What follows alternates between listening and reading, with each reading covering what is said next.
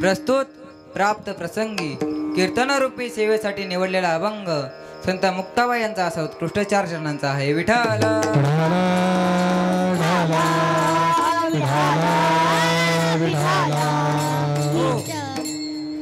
कीर्तनाला सुरुवात करण्या अगोदर थोडासा परिहार देणे गरजेचे आहे.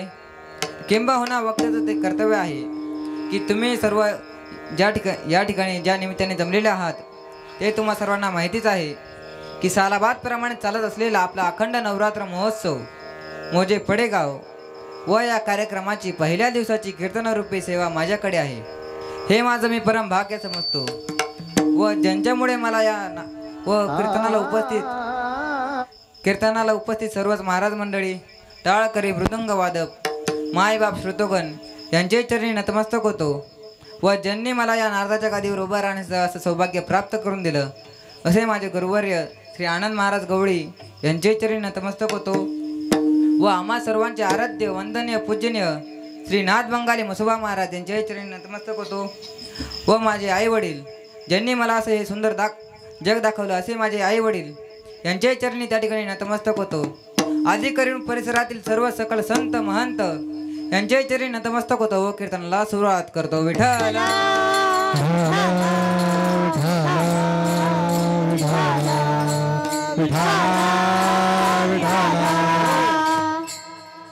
या अभंगामध्ये मुक्ताबाई माऊली महावैष्णव ज्ञानेश्वर महाराज यांना विनवणी करतात की दादा ताटी उघडा, टाकले असेल आपल्या झोळीमध्ये शेण, केली असेल आपली विटंबना, केला असेल आपला अपमान, तर आपण जनतेवर रागवायचे का? मुक्ताई म्हणते ज्ञानदादा आपण कोण आहोत याचा तुम्ही विचार केला का? योगी पावन मनाचा, सहाय्य अपराजनाचा. मुक्ताई म्हणते ज्ञानदादा या जगाचा जरी अपराध असला, हे विश्व जरी रागाने लाल झाले तर आपण पाणी व्हावे. विश्वरागे झाले वणी, संती सुखी व्हावे पाणी. जग जर विस्तव झाले तर आपण पाणी व्हावे. ज्ञानदादा तुम्ही राग टाकून द्या, शांती धरा, इतके टाकून शांती धरा, ताटी उघडा ज्ञानेश्वरा. मुक्ताई म्हणते ज्ञानदादा तुम्ही संतांची व्याख्या सांगताना संत कुणाला म्हणतात? तुम्हीच नाही का ज्ञानेश्वरीच्या 12व्या अध्यायामध्ये स्वतः वर्णन केलेले आहे. जो खंडवा घावो घाली, का लावणी दयाने केली, दोघा एकाची सावली, वृक्ष दे जैसा. मुक्ताई म्हणते ज्ञानदादा संतांच्या ठिकाणी दया, क्षमा, शांती असते. माऊली महावैष्णव ज्ञानेश्वर महाराज म्हणतात मुक्ता संत कसे असतात तेच मुक्ताबाई अभंगाच्या प्रथम चरणात सांगतात. संत तोचे जाना जगे, संत तोचे जाना जगे, संत तोचे जाना जगे, संत तोचे दया क्षमा ज्याच्या अंगी, दया क्षमा ज्याच्या अंगी, लोभता नये मना, लोभता नये मना, लोभता नये मना, लोभता नये मना, नये मना. संत तोची जाना जगी, दया क्षमा ज्याच्या अंगी. ज्याच्या अंगात दया, क्षमा, शांती आहे तो संत आहे. एकदा नाथ महाराज खांद्यावर कावड घेऊन काशीला निघाले होते. काशीला जात असताना त्यांच्या जोडीदाराबरोबर उन्हाळ्याचे दिवस होते. उन्हाळ्याचे दिवस होते. नाथ महाराजांनी पाहिले एक गाढव रस्त्यामध्ये पाण्या वाचून तळमत होते. नाथ महाराजांचे जोडीदार त्या गाढवावर जवळून गेले परंतु थांबले नाही. माऊली तेव्हा नाथ महाराजांनी ते पाहिले व म्हणाले अरे किती तहान लागली असेल त्या गाढवाला. व त्या गाढवाला पाणी पाजले आणि म्हणाले या गाढवातला रामेश्वर काय व माझा रामेश्वर काय, दोघं एकच आहे. माऊली देव सर्व ठिकाणी आहे पण काळ सार्थक करून घ्या. तर कोणाचा काळ सार्थक झालेला असतो? ज्यांनी सर्व काळ परमार्थात घातला.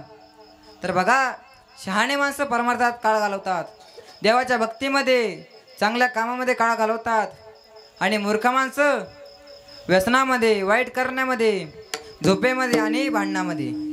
तर तुम्ही म्हणाल कसं? तर बघा, काही माणसं झोपेमध्ये काळ घालवतात, काही माणसं झोपेमध्ये काळ घालवतात.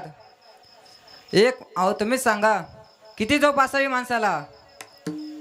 लय तर लय रात्री 8 वाजता जेवण करून झोपलेला माणूस सकाळी 8 वाजता उठेल, 10 वाजता, 12 वाजता. अहो एक माणूस रात्री 8 वाजता जेवण करून झोपला, 8 वाजता जेवण करून झोपला, सकाळचे 10 वाजले, 12 वाजले, त्याच्या पत्नीने त्याला उठवलं. अहो उठा, संपूर्ण आयुष्य झोपेतच घालवतं की काय?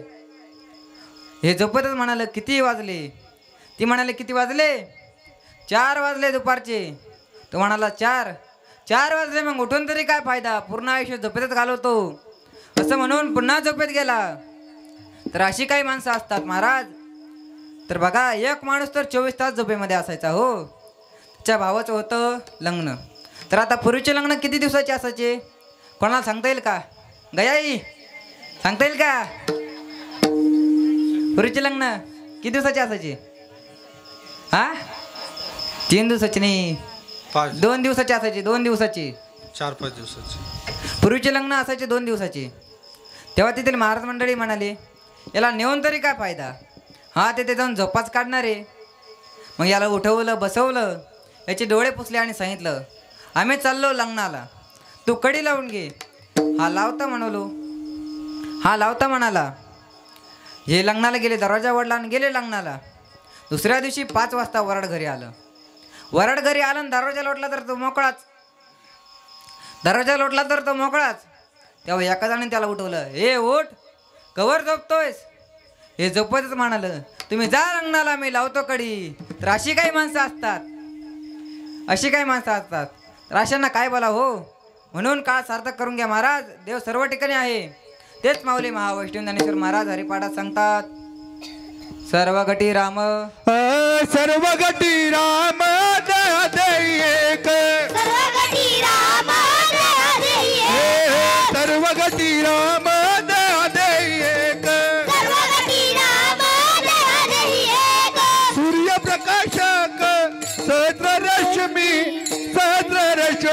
जय जय, सर्व गटी राम दया एक, सर्व गती राम दया देई एक, हे सर्व गटी राम दया एक, सर्व गती राम दया देई एक,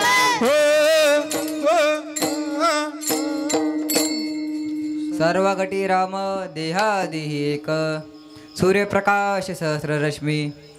एकनाथ महाराज म्हणतात, या गाडवरची जरी तहान भागली तरी माझी कावड त्या रामेश्वरालाच पोचली. याला म्हणतात दया. तर आता वाळवंटामध्ये हरिजनाच्या लहान मुलाचे पाय बाजत होते. नाथ महाराज तिथे सोड्यामध्ये असताना नाथ महाराजांनी त्याला कड्यावर उचलून घेतले व त्याच्या घरी पोहोच केले. याला म्हणतात दया. तर आता नाथ महाराजांची टवळकी करणारे कुत्र मंडळी यांनी एकदा एका मुसलमानाला बोलावून घेतले व सांगितले, तू नाथ महाराजांच्या अंगावर पाने खाऊन थूक, आम्ही तुला योग्य ते प्रमाण बक्षिसे देऊ. हा यवन सकाळच्या प्रहारी गोदावरीच्या काठी जाऊन बसला. नाथ महाराज तेथे स्नान करण्याकरिता आले. आंघोळ करून बाहेर आले तेव्हा तो मुसलमान नाथ महाराजांच्या अंगावर 108 वेळा थुकला. महाराज किती वेळा थुकला? 108 वेळा थुकला. शेवटी त्याला काही बोलता येईना, त्याचे तोंड सुजले.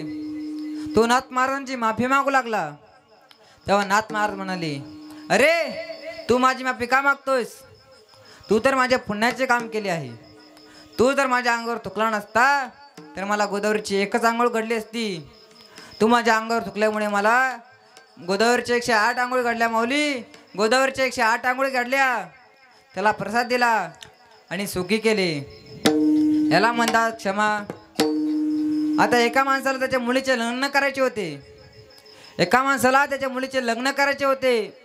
तो ज्यांच्याकडे गेला ती माणसे चांगली नव्हती महाराज. ती माणसे चांगली नव्हती. कुतरवाट्यावरील मंडळी होती महाराज. कुतरवाट्यावरील मंडळी होती. तो त्यांना म्हणाला, मला माझ्या मुलीचे लग्न करायचे आहे, मला मदत करा, मी गरीब आहे. तेव्हा कुतरवाट्यावरील मंडळी त्याला म्हणाल्या, आम्ही तुम्हाला 200 रुपये देऊ, परंतु तुम्ही नाथ महाराजांना राग आणून दाखवा. तेव्हा तो गृहस्थ म्हणाला, मी आता रागावून दाखवतो. व सकाळच्या प्रहरी नाथ महाराज देवाची पूजा अर्चना करत होते. तेव्हा तो गृहस्थ तिथे बुटं घालून गेला आणि नाथ महाराजांच्या मांडीवर जाऊन बसला. परंतु नाथ महाराजांना राग आला नाही. नाथ महाराज म्हणाले, अगं गिरिजा, बघितलंस का यांचं माझ्यावर किती प्रेम आहे. बुटं काढायचे सुद्धा विसरून गेले आणि तसेच बसले आहे बघ. तेव्हा त्या गृहस्थाला वाटले, आपला पहिला प्रयोग फसला, दुसरा प्रयोग करूया. दुसऱ्या दिवशी नाथ महाराजांच्या घरी सर्व मंडळी जेवत असताना नाथ महाराजांच्या मंडळी त्या पंक्तीत वाढत होत्या. तेव्हा तो गृहस्थ तिथे आला व नाथ महाराजांच्या मंडळीच्या पाठीवर उडी मारून बसला. परंतु नाथ महाराजांना राग आला नाही. नाथ महाराज म्हणाले, अगं गिरिजा, ते खाली पडतील बरं का, सांभाळून वाढ. तेव्हा गिरजाबाईने खूप सुंदर उत्तर दिलं. हो, गिरजाबाई म्हणाल्या, अहो, आपला लहान मुलगा हरिपंडित आहे ना, त्याला पाठीवर घेऊन वाढायची सवय आहे, मला नाही पडू देत त्यांना खाली. असे म्हणल्यावर तो गृहस्थ शर्मिंदा झाला व नाथ महाराजांची माफी मागू लागला. याला म्हणतात दया. मुक्ताबाई ज्ञानदादा, संतांच्या ठिकाणी अहंकार नसतो, ते विरक्त असतात. माऊली, मी आपणाला एक दृष्टांत सांगतो. तो असा, तर एक माणूस मठामध्ये गेला. आता मठ तर सर्वांना माहितीच असेल का हो, सांगता येईल का? मठ माहिती असेल ना तुम्हाला? मठ तर सर्वांना माहितीच असेल. तेव्हा तो गृहस्थ मठामध्ये गेला व त्याला साधू महाराज मिळाले. तो म्हणाला, महाराज, मला बाहेर गावी जायचे आहे. तेव्हा मी तुमच्याकडे 25,000 सोन्याच्या मोहरा ठेवत आहे. साधू महाराज म्हणाले, बिंदास ठेव, आम्ही धनाला शिवत नाही, आम्हाला कसलीही आशा नाही. पण आजकाल माणूस कसा झालाय तर बघा, तर त्याची आशा पूर्ण होत नाही तर काय करतोय. तर बघा, एका माणसाने बंगला बांधला आणि मला फोन केला, महाराज 100 महाराज मंडळी बोलवायची. मी म्हणालो, काय रे बाळा, काय काम आहे? तो म्हणाला, महाराज, आनंदाची गोष्ट आहे, सर्वांना 1 नारळ 1 शाल द्यायची. मी म्हणालो, बरं. तर तो म्हणाला, नारळ कुठून आणू? मी म्हणालो, वैजापूरहून.